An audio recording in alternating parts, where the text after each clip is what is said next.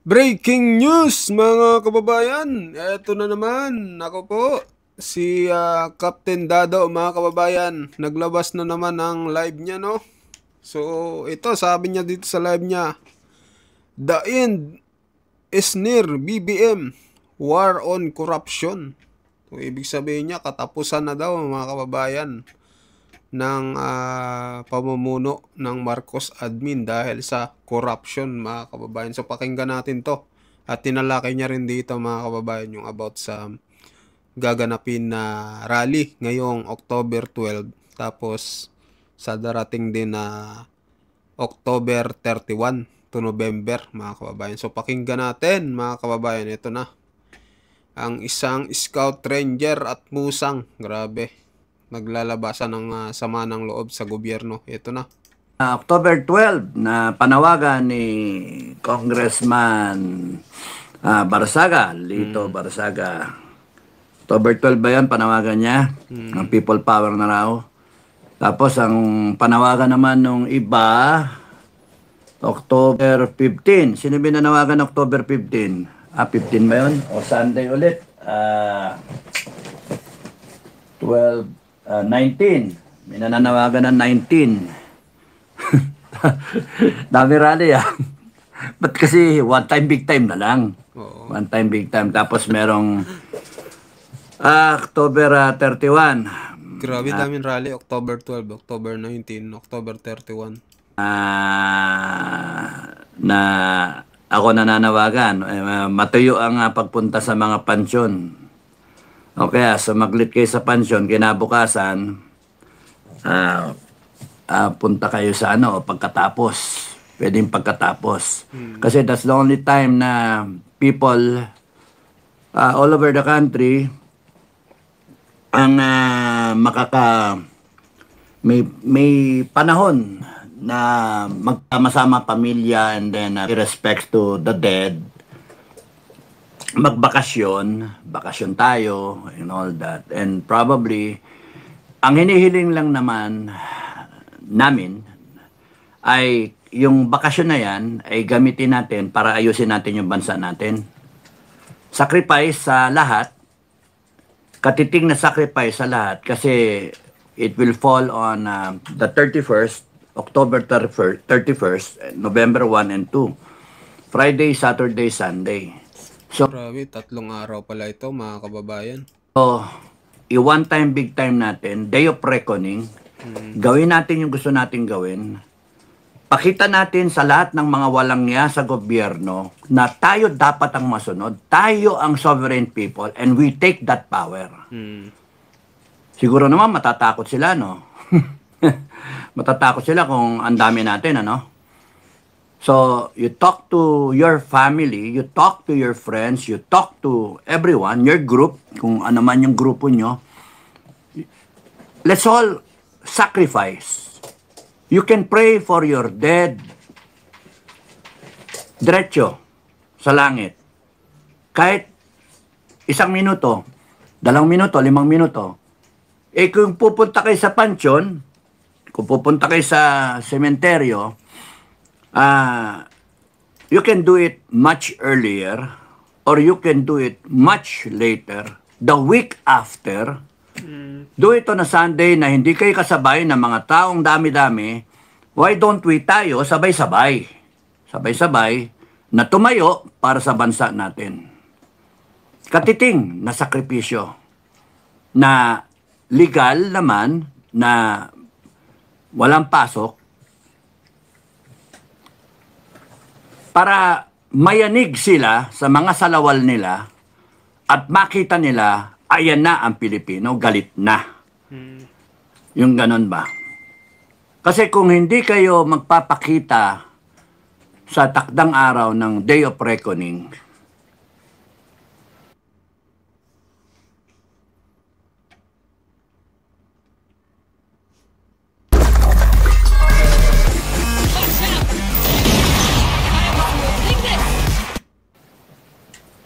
wala na tayo.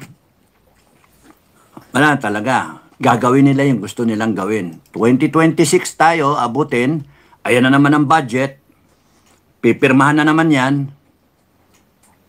Makita ninyo, corrupted na lahat ng agency and walang mangyayari sa atin kundi nakawan na yun na nakawan and then bababa naman. The early year, we correct this.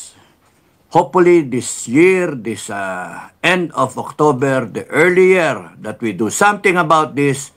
Alam nila na mali sila, alam nila yung massive na pagnanakaw nilang ginawa and now they're trying to correct it. How can they correct it? Ninakaw na nila. By delaying the investigation, nakikita ninyo, delay, ang daming ganun. Nililibang kayo sa lahat ng mga pangyayari para malinis nila ang kanilang mga kayamanan, kayamanan ng taong bayan, mailabas o maitransfer o mailonder. Maitransfer kuno, binenta na kung kanino, binenta sa ganon. Example, yung mga ari-arian nila, yung mga real estate nila, yung mga holdings nila sa mga kumpanya. At dahil sa hindi tayo kumikilos, pagkadating ng takdang araw ng pag-iimbestiga, malinis, walang ebidensya. Yan ang style nila ngayon, yan ang ginagawa nila ngayon. At kahit yung ombudsman na uupo, whether tao yan ni FL o tao yan ni BBM, sa 7 na shortlisted, natatatlo lang kuno ang matitino, impeccable records, tatatlo, and then all the rest, questionable. Ganun na ba kababa yung ano natin, yung JBC natin? Magsha-shortlist kayo and then may mga usap-usapan sa SOCMED na hindi mga lawyer, hindi mga judges. Ganun lang ba yung kababa, yung institusyon, yung proseso na ginagamit, na alam naman ang lahat na i-appoint si Remulla, gustong i-appoint si Remulla, and then may kaso si Remulla, and then binura yung kaso, and then he will find himself dun sa shortlist, number 7. Anong klase yan? Ika na sa inyo yung kapangyarihan, JBC, I don't give a shit kung kayo mga matataas na tao eh. Pero nasa inyong responsibilidad na gumawa kayo ng shortlist na talagang matino na shortlist. Pero kung may pinalusot kayo dyan na questionable dahil sa may pressure galing sa iba, sira na kayo. Pati kayo isasara namin, patanggal namin kayo ng taong bayan eh, pagka ganon. Hindi tama kasi you should be incorruptible. Kasi nagbibigay kayo ng shortlist na siyang didesisyonan ng presidente. Pero kung ang bibigay niyong shortlist pinressure kayo ng presidente o sino man, para kayo pa kayo gagawa ng shortlist. Wag na, appoint nyo na yung gusto nyo. Inan nyo lahat. Mali naman yan eh. Alam nyo na mali yung ginagawa ninyo. Kayo sa Malacanang, alam nyo mali ang ginagawa ninyo. And yet, you still choose na gawin yan. Sige, kayo may kasalanan. Kayo may problema pagka nag-people power, pagka nag-reckoning yung tao, nagalit, at pagsusunugin kayong lahat, pagbibitayin kayong lahat, kayo may gawa niyan eh. Kayo may gawa niyan. Kasi ang taong bayan, pinapanood lang kayo. Nagtitiwala ang taong bayan sa mga institusyon. Pinakikita nyo, tuloy-tuloy ang pagbaboy ninyo. Sino naniniwala sa Congress? Sino naniniwala sa Senado? Ngayon, kita nyo ang ginagawa nila. Baliwala sa kanila yung institusyon, siraan nila ng siraan, ibabalik sa Senate na yung mga insertions, mga senator mismo nag-insertion. Pati si Risa Ontiveros, flavor of the day, tinitira siya ngayon sa SOCMED. Kita mo, Risa, matapos mong depensa niya mga kasama mo, anong tingin sa'yo? Wala, pitikin ka lang ganyan. Ganyan ang ugali ng mga kakampi nyo. Malacanang, ganyan ang ugali. Matapos kang gamitin, tatapon ko na lang. Tingnan nyo, Tapos nun, para malihis yung usapan, hindi sa Congress mapunta, sa Senado mapunta. Kaya mga taong bayan, wow, uto-uto. Uto-uto tayo. Wow, ganun pala. Putangin ng Senado yan. Tangin ng Senado yan. Ganun. Meanwhile, yung Congress, dahan-dahan. Sige, labas na yung pera. Ilabas yung pera. Ibenta na ibenta. O, sinong bibili? Yung mga bumibili, hahabulin din namin kayo. Sisikwesterin namin yang lahat ng mga binili ninyo. Alam nyo kung sino pinagbibilan ninyo. Alam nyo may questionable na tao yan.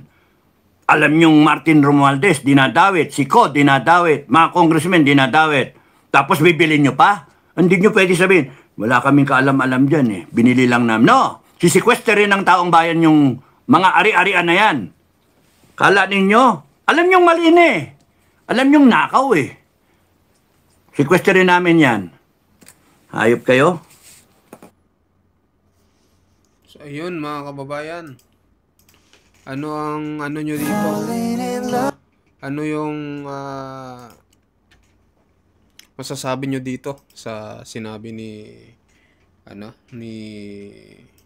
wait lang sinabi ni Captain Dado na isang Scout Ranger mga kababayan. So mag-comment kayo mga kababayan kung ano opinion nyo dito dahil ito nga ang gaganapin na na rally daw sa October 12 tapos 19 at 31 hanggang 2. Sana lumabas na daw yung tao kasi kung hindi wala daw mangyayari. Nanakawan lang tayo nitong mga politikong corrupt sa Pilipinas mga kababayan. So kayo kung ano opinion nyo, mag-comment kayo, mag-like at mag-share. At sa mga bagong pasok dyan, pa-subscribe po ng ating video. Maraming salamat po.